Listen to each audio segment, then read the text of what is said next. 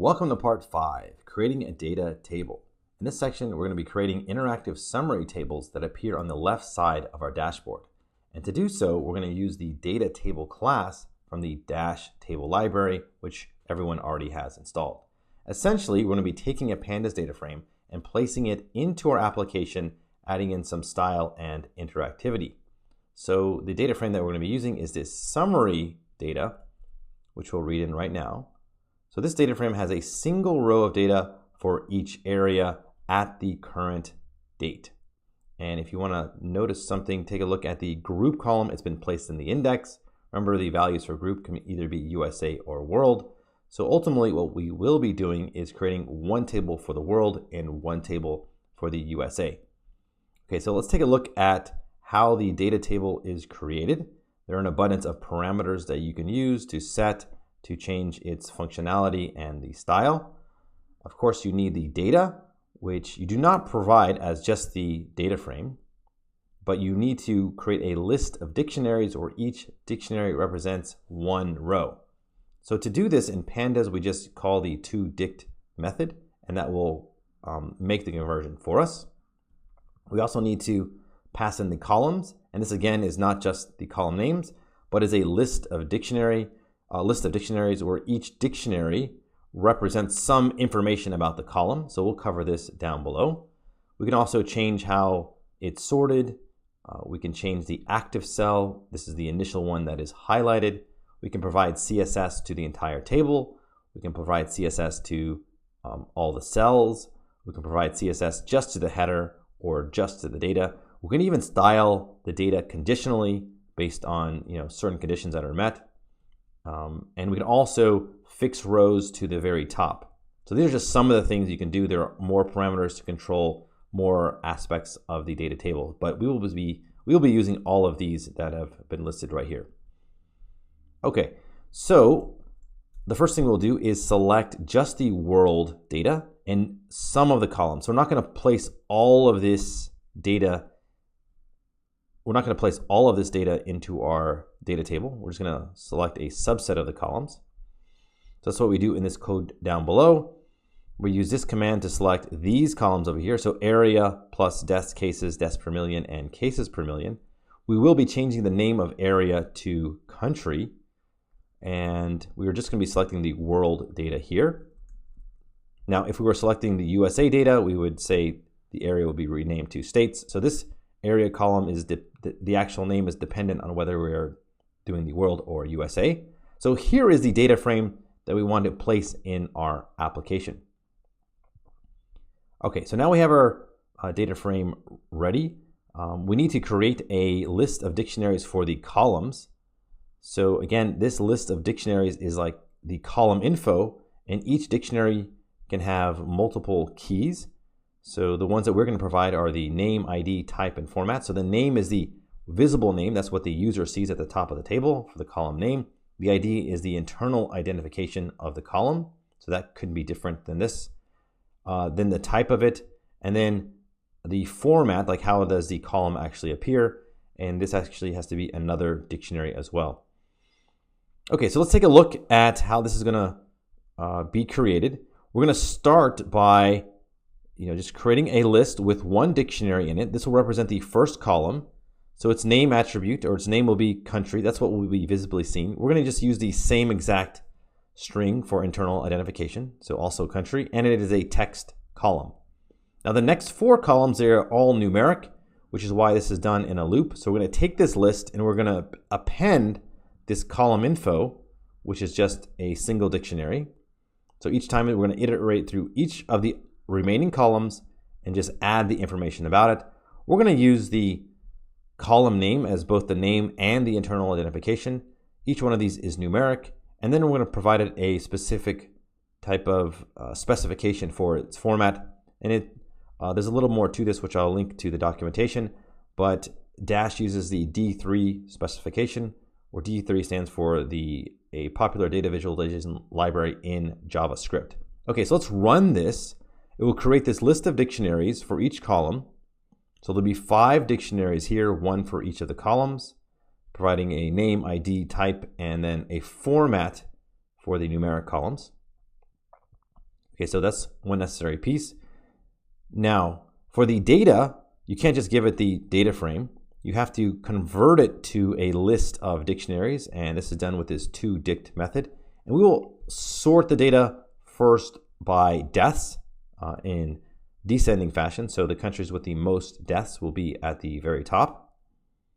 And let's do that here. We're going to save it to a variable named data, and then we'll just output the first 3 items in that list. So you can see here is the first row of data that we will see. It's from the USA.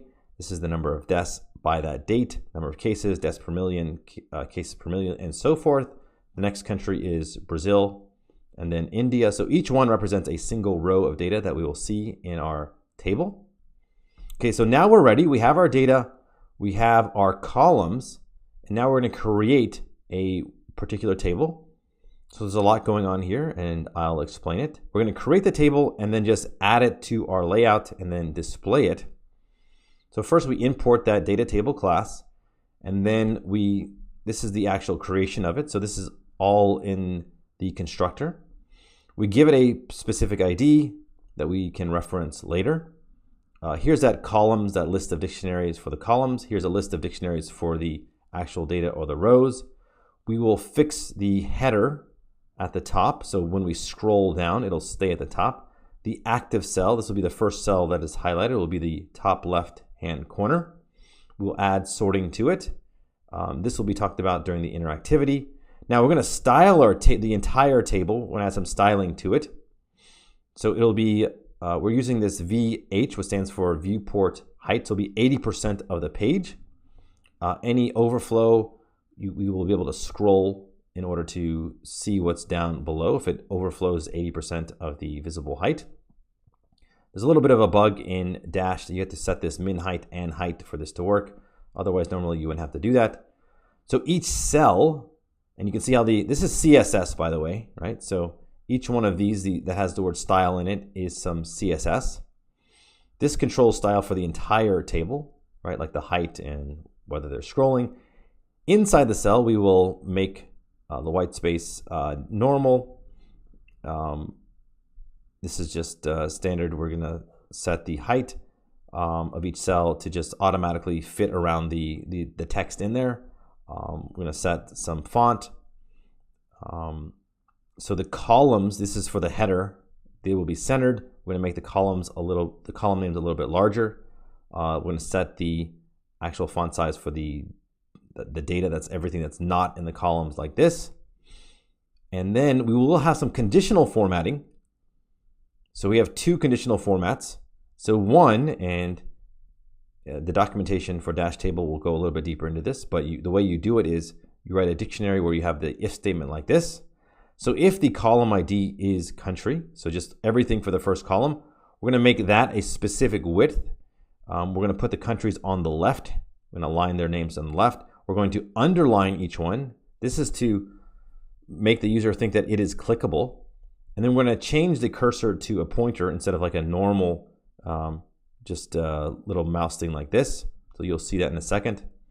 Now the other conditional formatting is if the row index is odd, so every other row, we're going to change the background color so we can distinguish the rows a little bit easier. Okay, so that creates the table. We're saving this to a variable called world table. And then we're going to use the same title as before, and we're just going to add the world table directly below this element. So this was just a simple H2 element. This is a very complex, Dash table element. And we're going to put them all inside of a div, and that will be our layout, which we set the layout parameter like this. Okay, so let's go ahead and execute this. And this is our table. So it has everything that we said. It's scrollable, so it's more than the height. There's many more countries than what can be seen in the viewport height. We have added sorting, so you can sort, by cases. It's automatically sorted by deaths. You can see that the column names are centered. They're a little bit larger.